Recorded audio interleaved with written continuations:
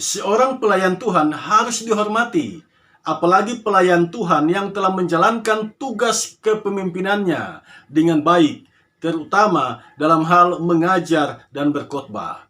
Paulus meminta jemaat untuk menghormati pelayan Tuhan yang sedemikian itu 2 kali lipat. Saudara, dari kalimat ini ada 2 kata yang saya mau jelaskan. Yang pertama, memberangus. Memberangus mulut lembu itu bagaimana? Kemudian yang kedua, mengirik. Nah, apa sesungguhnya memberangus itu dan apa mengirik itu? Sebab tidak semua orang paham tentang hal ini.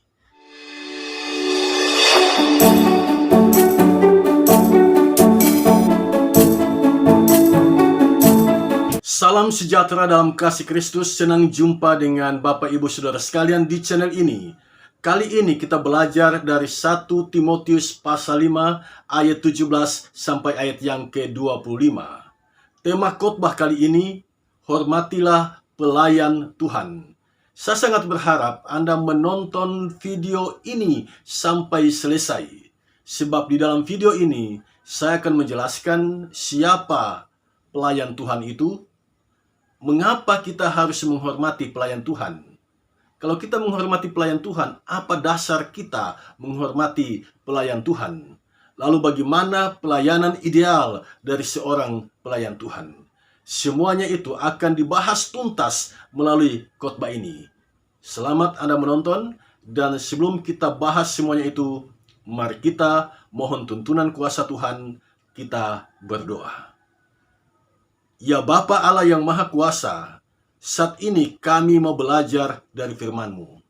Kami percaya Roh Kudus akan menuntun kami semua, sehingga kami mengerti dan dapat melaksanakan firman ini di sepanjang perjalanan kehidupan kami. Kami menyambut pewartaan firman saat ini dengan penuh sukacita hanya di dalam nama Tuhan Yesus. Amin.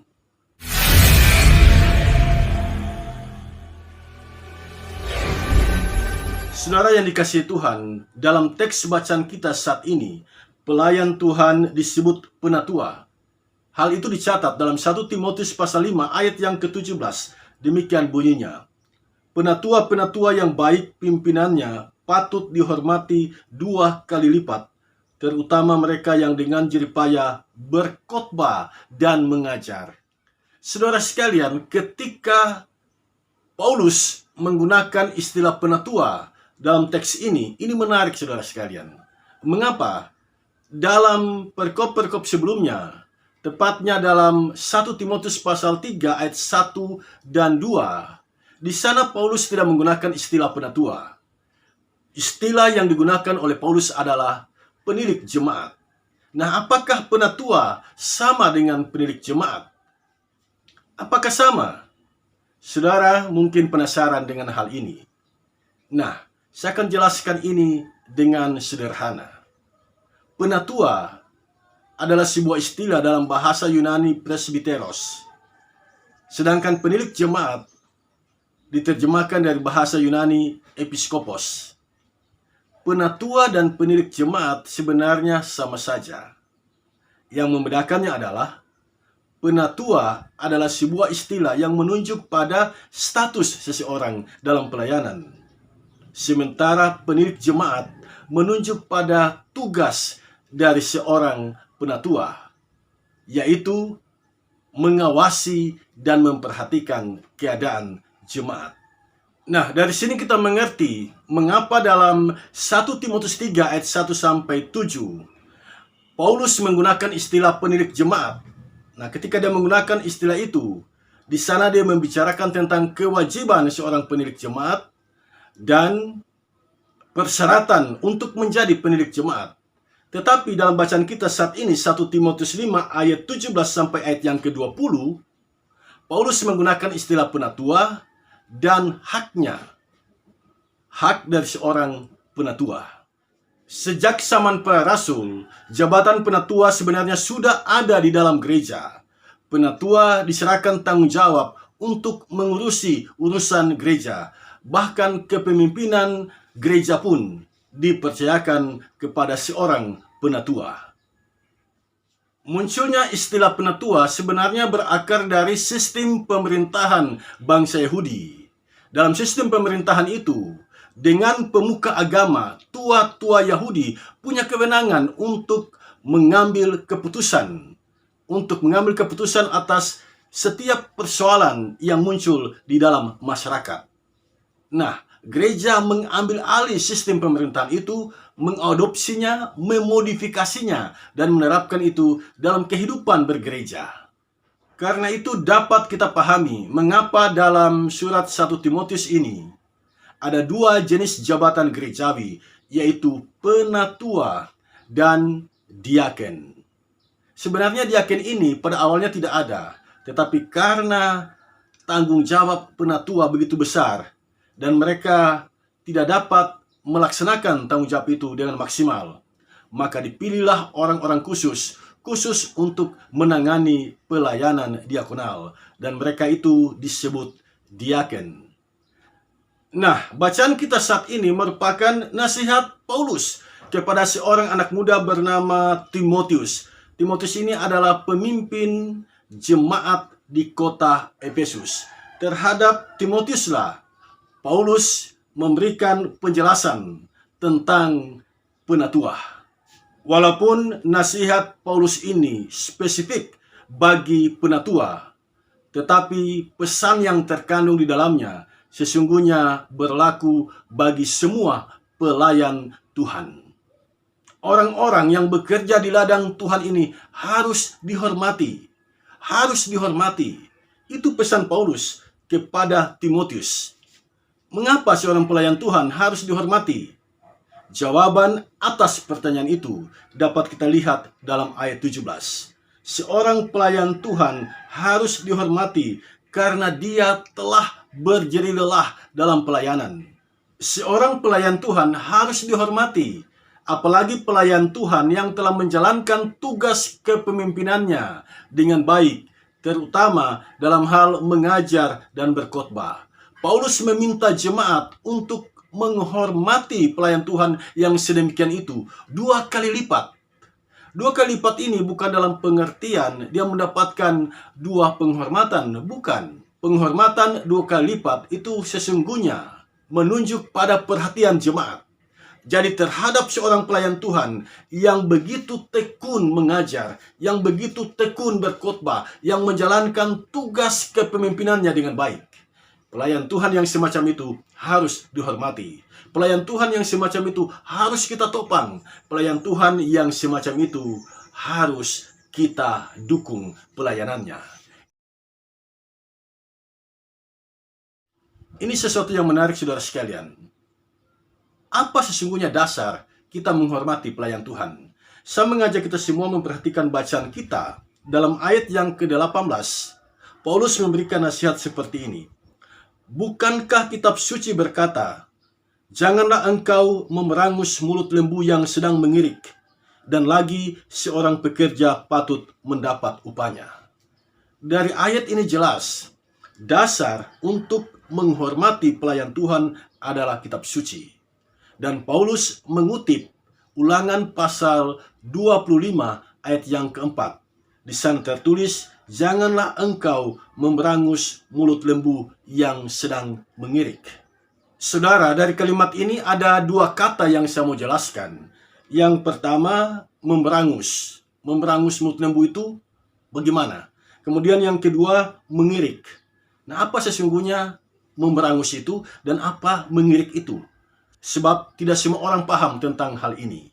Saya akan menjelaskannya bagi kita semua. Yang pertama, kata memerangus. Kata ini diterjemahkan dari sebuah kata Yunani, phimose. Artinya menutup mulut lembu dengan selongsong agar lembu ini tidak bisa menyusui. Yang kedua, kata mengirik. Kata ini diterjemahkan dari sebuah kata dalam bahasa Yunani, aloonta. Aloonta itu artinya menginjak. Menginjak, saudara sekalian. Itu arti dari kata aloonta yang diterjemahkan dalam bahasa Indonesia mengirik. Nah, kalimat ini sesungguhnya menunjuk pada seekor lembu atau beberapa lembu yang sedang bekerja. ada sebuah ruangan kecil, dan di ruangan kecil itu ditaruhlah bulir gandum setinggi 40 cm. Lalu di ruangan itu dimasukkan lembu, dan lembu itu berputar-putar di situ. Dia menginjak-injak bulir gandum sehingga isi dari bulir gandum itu keluar. Nah, isi dari bulir gandum itu punya nilai jual. Jadi lembu itu telah bekerja menginjak-injak bulir gandum, dan keluarlah isi bulir gandum yang punya nilai jual itu. Dan karena dia telah bekerja, maka jangan memberangus mulutnya. Artinya dia berhak mendapatkan upah. Fakta ini kemudian diambil alih oleh Paulus. Dia menggunakan ini sebagai ilustrasi untuk menggambarkan kehidupan seorang pelayan Tuhan. Seorang pelayan Tuhan yang telah bekerja keras, yang telah menjalankan kepemimpinannya dengan baik, yang telah mengajar dan berkhotbah. Pelayan Tuhan yang semacam itu berhak mendapatkan upah karena pekerjaannya. Kemudian Paulus menegaskan hal ini dalam ayat yang ke-18. Paulus berkata di sini, seorang pekerja patut mendapat upahnya. Apa yang dikatakan oleh Paulus ini sesungguhnya berdasarkan kitab Injil Lukas pasal 10 ayat 7. Di sana Tuhan Yesus mengucapkan kalimat ini, seorang pekerja patut mendapat upahnya. Itulah dasar mengapa kita harus menghormati pelayan Tuhan. Selanjutnya, barangkali kita bertanya, kalau begitu bagaimanakah bentuk penghormatan saya terhadap pelayan Tuhan? Apa yang harus saya lakukan sebagai bentuk penghormatan saya terhadap pelayan Tuhan? Bentuk penghormatan kita kepada pelayan Tuhan dapat kita lihat dalam 1 Timotius 5 ayat 18 sampai ayat yang ke-10. Bentuk penghormatan yang pertama adalah memberikan tunjangan kepada pelayan Tuhan atau memberikan bantuan secara material kepada pelayan Tuhan. Kata dihormati memiliki dua pengertian, yaitu honor dan kompensasi atau imbalan atas jerih lelah mereka. Itu semua adalah bentuk penghormatan untuk menopang pelayanan dari seorang pelayan Tuhan. Tetapi semua pemberian itu harus diberikan dengan hati yang tulus, ikhlas, dan penuh dengan hormat.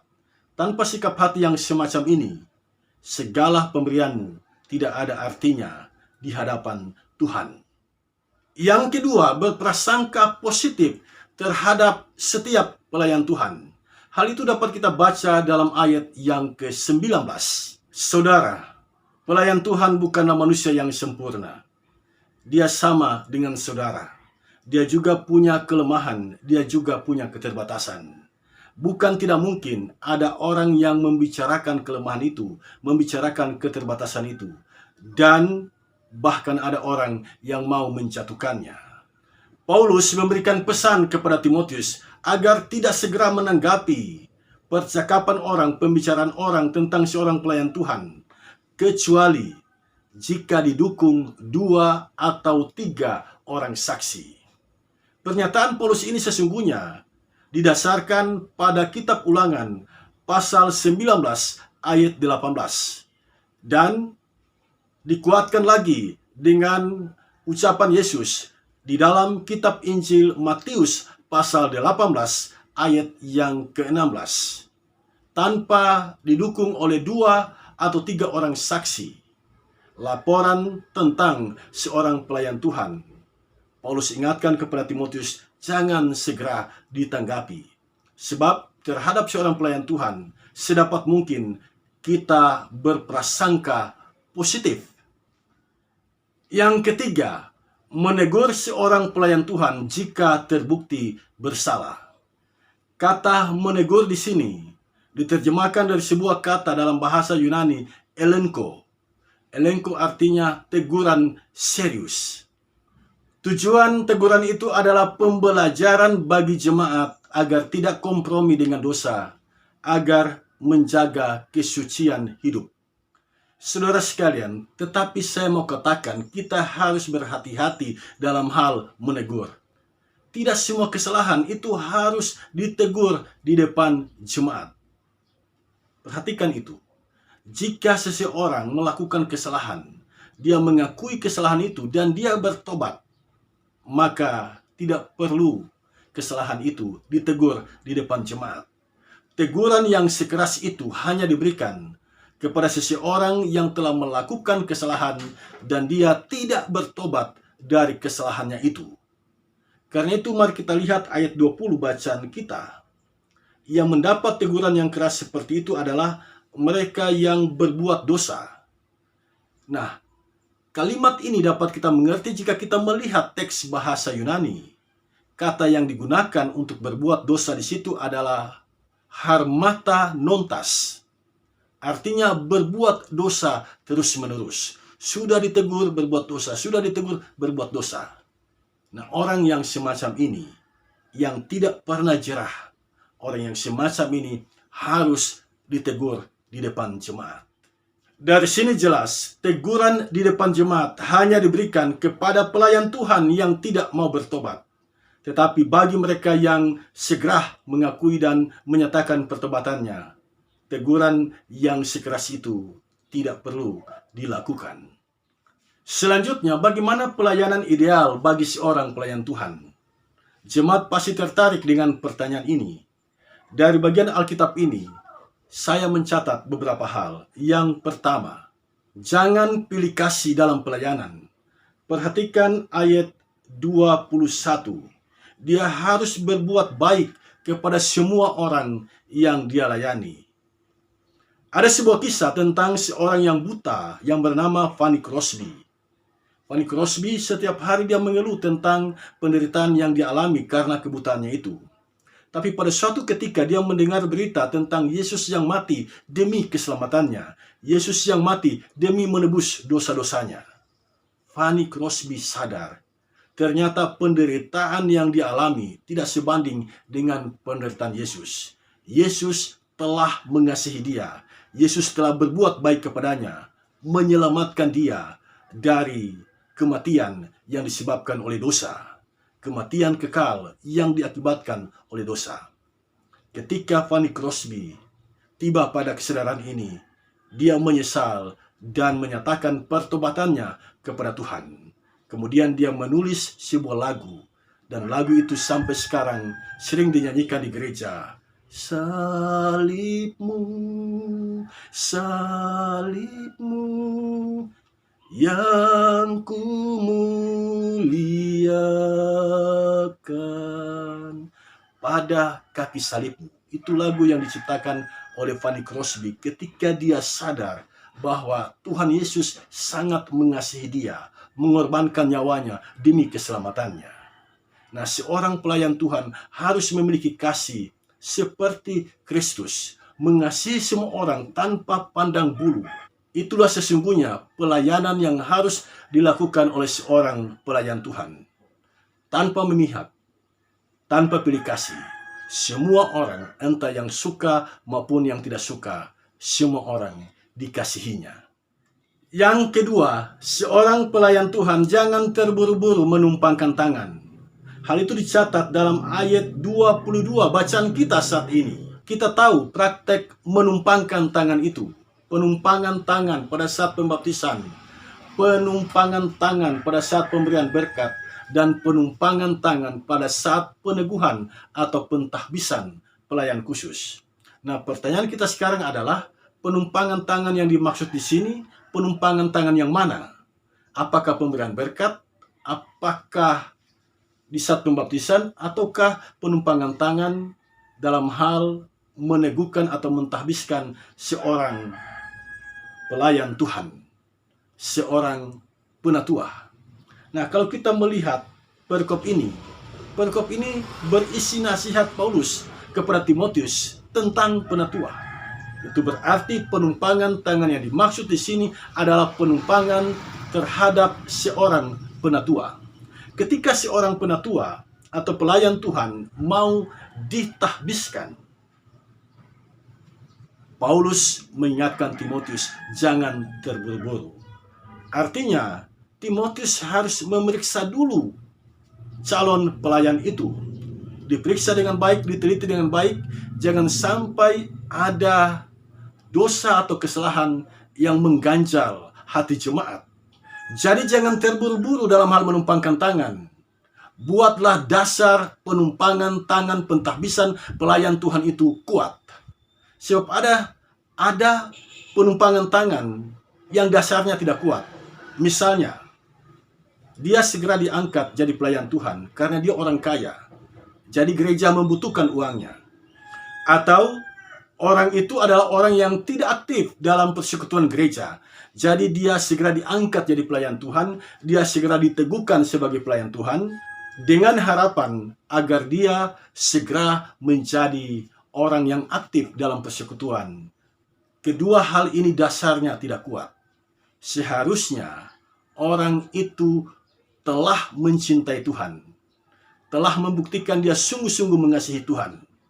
Baru orang itu diangkat sebagai pelayan Tuhan, agar dalam hal melayani, dasarnya kuat. Dia melakukan tugas pelayanan karena dia sungguh-sungguh mengasihi Tuhannya. Yang ketiga, seorang pelayan Tuhan harus memperhatikan kesehatan tubuhnya. Hal itu dicatat dalam 1 Timotius pasal 5 ayat 23. Paulus berpesan kepada Timotius, janganlah lagi minum air saja, melainkan tambahkanlah anggur sedikit. Pesan ini sesungguhnya dialamatkan kepada Timotius, karena Timotius berada di kota Efesus. Air di kota Efesus mengandung alkali, mengandung garam dalam kadar yang tinggi. Karena itu, Timotius mengalami sakit perut. Dan untuk mengobati sakitnya itu, Paulus memberikan pesan, janganlah lagi minum air saja, melainkan tambahkanlah anggur sedikit. Jadi ini adalah pesan Paulus yang dialamatkan khusus kepada Timotius yang sedang sakit. Air anggur yang berfungsi sebagai obat dapat kita baca dalam kitab Injil Lukas pasal 10 ayat 34. Anda ingat cerita tentang orang Samaria yang murah hati? Nah, orang Samaria ini dalam kitab Injil Lukas pasal 10 ayat 34 menggunakan minyak dan anggur untuk mengobati. Jadi pesan ayat 23 ini jelas. Orang Kristen, lebih khusus lagi pelayan Tuhan, harus memperhatikan kesehatannya. Soal menambahkan sedikit anggur bukanlah peraturan yang berlaku umum, tetapi itu adalah resep yang diberikan oleh Paulus kepada Timotius. Peraturan Alkitab yang berlaku umum dapat kita baca dalam Habakuk pasal 2 ayat 15. Celakalah orang yang memberi minum sesamanya manusia bercampur amarah, bahkan memabukkan dia untuk memandang auratnya. Lebih tegas lagi kita bisa melihatnya dalam kitab Yesaya pasal yang kelima, ayat yang ke-11 dan ayat yang ke-22. Dalam Yesaya 5 ayat 11 disebutkan, celakalah mereka yang bangun pagi-pagi dan terus mencari minuman keras dan duduk-duduk sampai malam hari sedang badannya dihangatkan anggur. Kemudian dalam Yesaya 5 ayat 22 disebutkan di sini, celakalah mereka yang menjadi jago minum dan juara dalam mencampur minuman keras. Nah, jadi dalam hal memahami Alkitab, kita tidak bisa hanya mengambil satu ayat lalu mengabaikan ayat yang lain. Kita harus lihat itu secara keseluruhan. Secara keseluruhan, isi kitab suci melarang kita untuk terlalu banyak mengkonsumsi anggur, sebab itu bisa memabukkan dan Tuhan tidak menghendaki kita mabuk di hadapannya. Saudara sekalian, sampai di sini jelas siapa sebenarnya pelayan Tuhan itu. Semua orang percaya sesungguhnya adalah pelayan Tuhan, mendapatkan mandat dari Tuhan untuk menjadikan semua bangsa murid Tuhan. Tetapi Tuhan mengangkat dan menetapkan orang-orang khusus untuk menjadi pelayannya. Pendeta, penatua diaken adalah orang-orang yang diangkat khusus untuk berfokus pada pelayanan, secara khusus mengajar dan berkhotbah. Dan orang yang secara full-time melayani Tuhan, mengajar dan berkhotbah, mereka berhak mendapatkan penghormatan. Mereka berhak mendapatkan upahnya. Tetapi kita harus sadar bahwa mereka adalah manusia biasa. Mereka juga punya kelemahan dan keterbatasan. Karena itu tugas kitalah untuk mendoakan mereka. Mari kita melayani dengan penuh semangat dan penuh kesungguhan. Soal berkat, Tuhan yang atur. Soal pengutusan, Tuhan yang utus. Jika Tuhan yang utus, Tuhan yang urus. Selamat melayani Tuhan, selamat menopang pekerjaan pelayan Tuhan. Selamat tahun baru, Tuhan memberkati kita.